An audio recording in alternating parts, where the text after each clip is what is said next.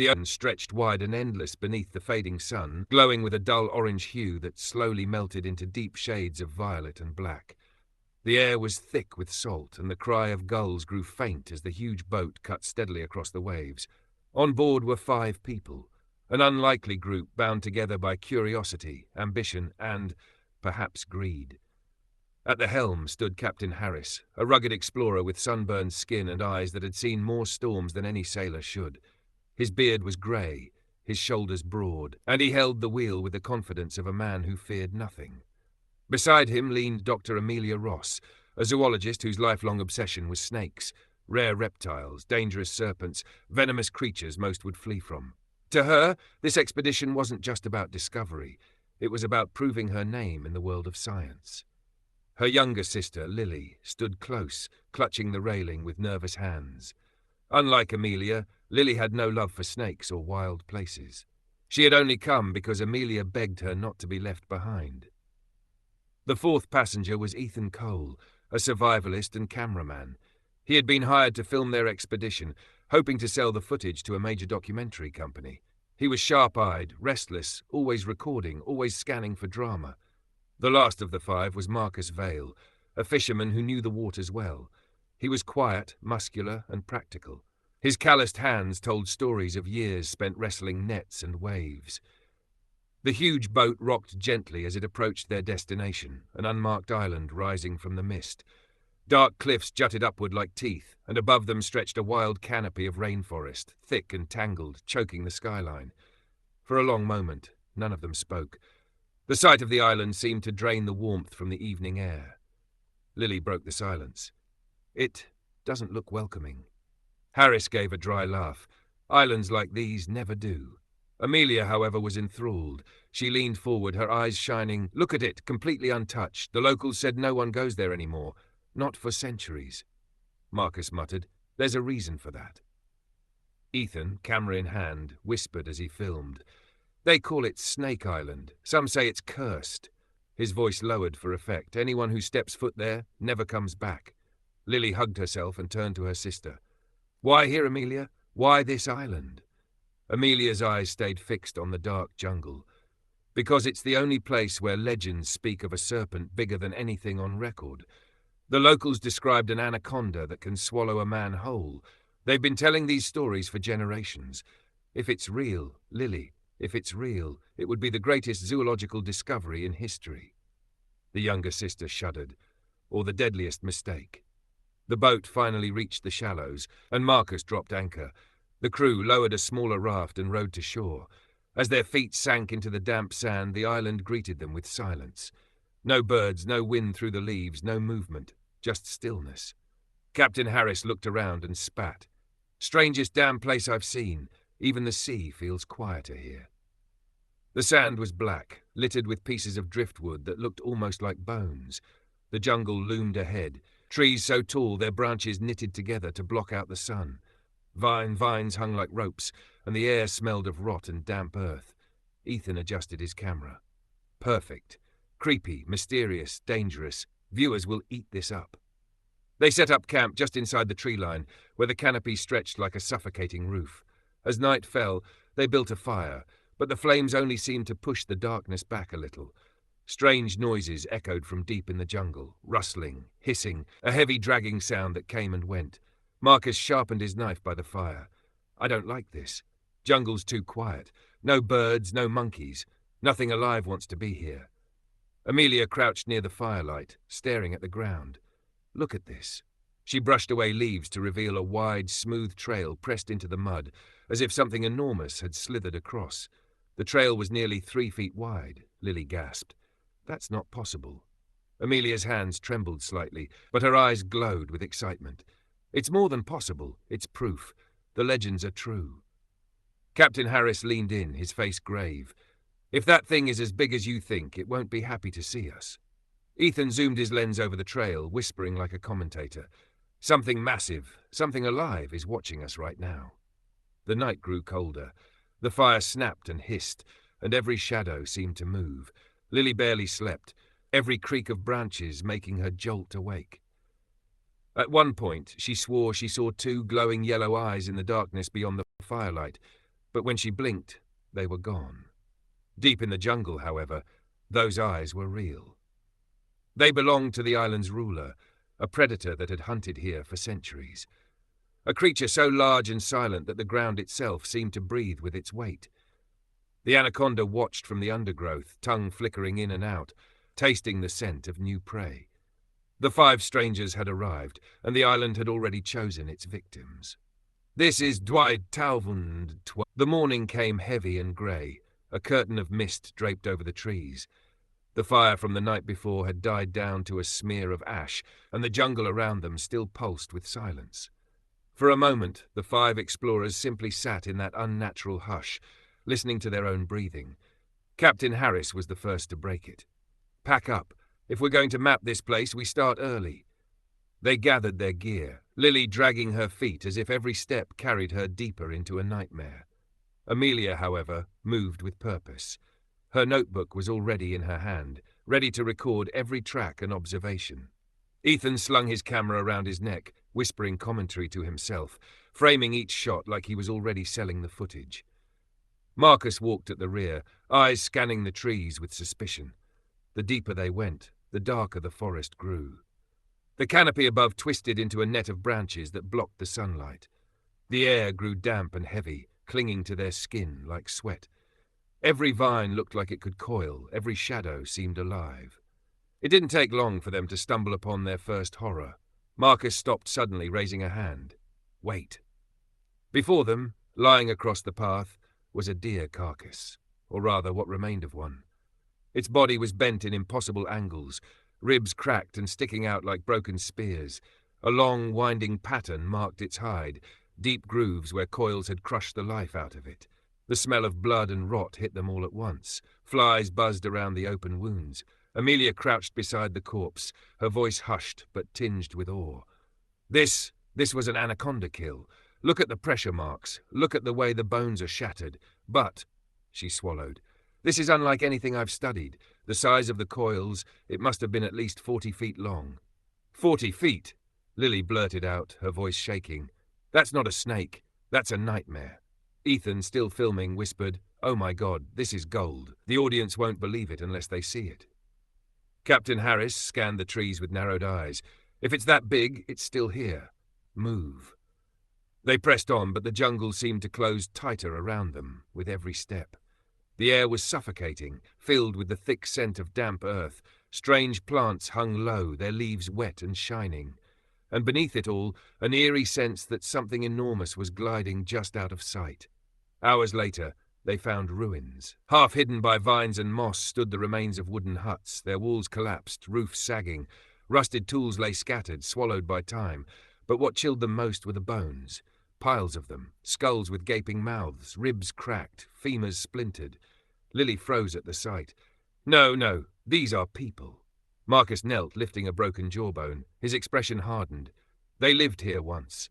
Fishermen, maybe, or settlers. Whatever happened, they didn't die peacefully. Amelia's hand trembled as she wrote notes, her voice hushed. The locals weren't lying. They said the island was abandoned centuries ago. I think I know why. Lily dropped the skull she was holding with a cry, stumbling back. "We shouldn't be here. We should leave now, before it finds us." Captain Harris's voice cut through her panic like a knife. "We've come too far. No one turns back until we have proof." The argument was silenced by a sound, a low rumble, deep, primal and close. Then came the unmistakable cracking of branches. Something vast was moving through the trees. Ethan raised his camera instinctively, whispering into the lens, "Something's coming. Something huge." All of them turned toward the sound, and for the first time they saw it. Through the tangle of vines, a piece of the creature slid past, a section of scaled body thicker than a tree trunk, glistening in the dappled light. It moved with a terrifying grace, soundless except for the snapping of underbrush beneath its unimaginable weight. The sight froze them in place. "Oh my God," Amelia whispered, her eyes wide with both terror and fascination. "It's real. It's really real." The creature did not fully reveal itself. It passed between the shadows like a ghost, an unstoppable river of scales and muscle, its sheer size dwarfing anything they had ever imagined. Then it was gone, swallowed by the jungle. The silence that followed was worse than the sound. Lily clutched her sister's arm so hard her knuckles went white. "We need to get off this island, now. Please, Amelia." But Amelia's gaze was fixed on the trail it had left behind, her scientific obsession overriding her fear. "Do you understand what this means? It's the largest snake in existence, bigger than any fossil record. This could change everything." Marcus spat on the ground. "It could change us into bones." They decided to camp again before dark, though the choice brought no comfort. As the fire burned weakly against the growing night, the jungle seemed alive with whispers. Leaves rustled, though there was no wind. Water splashed somewhere nearby. Then they saw it. Across the swampy pool at the edge of camp, the water rippled. Slowly, silently, the head of the anaconda rose above the surface. Its eyes glowed faintly in the moonlight, unblinking, fixed on them. Its tongue flicked in and out, tasting their fear. For one terrible minute, the monster lingered, watching them. The size of its head alone was larger than a man's torso. Its body stretched back into the darkness, impossible to measure. Lily whimpered and buried her face against Amelia's shoulder. Marcus raised his knife, though he knew it was useless. Ethan whispered breathlessly into his camera, it's real, God, it's beautiful and horrifying." And then, just as suddenly as it appeared, the creature sank back into the swamp. The ripples faded. The jungle went still. No one spoke for a long time. Amelia's voice finally broke the silence, trembling with awe. "It's hunting us." And deep inside the swamp, the anaconda coiled, patient, waiting. This jungle had gone silent again, too silent. Even the insects that had buzzed endlessly through the night seemed to vanish, as if the very earth held its breath. The fire at their camp burned low, spitting weak sparks into the damp air. Amelia clutched her notebook close, but her eyes never left the shadows. Lily sat pressed against her, trembling, whispering prayers under her breath. Ethan's camera light flickered on, casting shaky beams across the undergrowth. Captain Harris stood with his shotgun in hand, while Marcus sharpened his knife, though he knew steel was useless against what lurked nearby. Then it came. At first it was only a ripple in the darkness, a sound like a great tree sliding across the ground. Then branches snapped. The ground trembled beneath something vast. And before any of them could react, the anaconda surged into the clearing. It moved faster than anything so massive should. One moment the firelight showed only leaves and trunks. Then suddenly Marcus was screaming. The serpent had wrapped him in its coils, dragging him off his feet as if he weighed nothing. His knife clattered to the ground. "Marcus!" Amelia screamed. The fisherman's face turned red, then purple, his ribs cracking like twigs under the pressure. His scream cut short into a wet gasp. They all heard the hideous crunch as the serpent tightened. Captain Harris raised his shotgun and fired. The blast echoed through the jungle, smoke rising, but the pellets only grazed the monster's scales. The beast recoiled for a heartbeat, then whipped its massive tail around with terrifying force. The tail struck Harris like a battering ram, hurling him against a tree. The crack of his skull against the trunk silenced him instantly.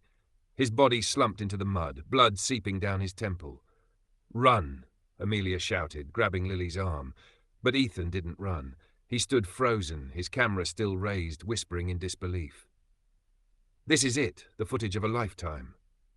The anaconda turned its monstrous head toward him, its mouth opened wide, impossibly wide, revealing rows of backward curved fangs. With terrifying speed, it lunged. Ethan's scream was cut short as the jaws engulfed him from the waist down. The camera fell, its light casting wild beams as it tumbled into the dirt. For a few seconds his muffled cries echoed from inside the beast's throat. Then there was silence, save for the sound of the serpent swallowing. Amelia dragged Lily into the jungle, their feet pounding through the mud. Branches whipped at their faces. Behind them, the forest exploded with the sound of pursuit, the snake's massive body crushing everything in its path. "Faster, Lily!" Amelia gasped. "I can't!" Lily cried, stumbling. They burst into a clearing where moonlight filtered through the canopy. The ground was swampy, sucking at their boots. They tried to wade through, but the water slowed them. And then it was there. The anaconda rose from the swamp, its body coiling upward, higher and higher, until its head towered above them. Its eyes glowed golden in the moonlight. It let out a hiss that rattled through their bones, a sound older than time itself. Lily screamed and stumbled backward. Amelia pulled her close, her mind racing. Harris was gone, Marcus was gone, Ethan was gone. Only the two of them remained. The serpent lunged, its jaws snapping inches from Amelia's arm. She shoved Lily aside just in time. The snake's body crashed into the swamp with an explosion of water. They scrambled toward a cluster of rocks, climbing desperately. The anaconda surged after them, coiling around the stones, tightening, crushing. The rocks groaned under its strength, cracks forming as if the earth itself was being strangled. Amelia and Lily clung to the top, staring down in horror. The beast reared its head again, jaws dripping with swamp water. It was relentless. "We can't stay here." Amelia panted. "It'll crush the rocks, then us." Lily's face was streaked with tears. "What do we do? What do we do?" Amelia's eyes darted to the jungle beyond. Somewhere out there was the shoreline. Somewhere their boat still waited. But between them and freedom was the monster that had claimed this island as its kingdom. The serpent struck again, slamming against the rocks, trying to dislodge them. One strike, two strikes, the stone beneath their feet shifted. Amelia made a choice. "When it strikes again, we jump, run for the shore." Lily's eyes widened in terror. "That's suicide. It's the only chance we've got." The beast drew back for another strike. The sisters locked eyes, their hands gripping tight. The anaconda lunged, jaws smashing into the stone. And in that moment, Amelia and Lily leapt. They hit the swamp hard, splashing, choking on mud and water, scrambling to their feet. Behind them, the monster let out a furious hiss, thrashing, turning, chasing. Branches snapped. The earth shook. The sisters ran. Through the jungle they fled, their lungs burning, hearts pounding. The roar of the serpent was never far behind. And as they broke through the last line of trees, the shoreline came into view. The moonlight glistened off the waves, and there, floating offshore, was their huge boat, silent, waiting. But between them and salvation, the serpent slid across the sand, its colossal body stretching like a living wall. Its head rose high, blocking the path, eyes blazing with hunger. The chase was over. The real battle was about to begin. Act 3 delivers the deadly attack. The sisters froze at the edge of the beach, their breath ragged, their hearts hammering. The ocean stretched out before them, the huge boat anchored offshore, salvation within reach. But between them and freedom was a living wall of muscle and scale. The anaconda's massive body coiled across the sand, its length vanishing into the waves. It raised its enormous head, eyes glowing like molten gold in the moonlight, tongue flickering in and out as it tasted their fear. Lily's knees buckled. We can't outrun it." Amelia grabbed her sister's arm, forcing her to stand. Her voice was steady, though her eyes trembled. "We don't outrun it. We fight it." The serpent hissed, a sound that vibrated through the air like thunder. Then it struck.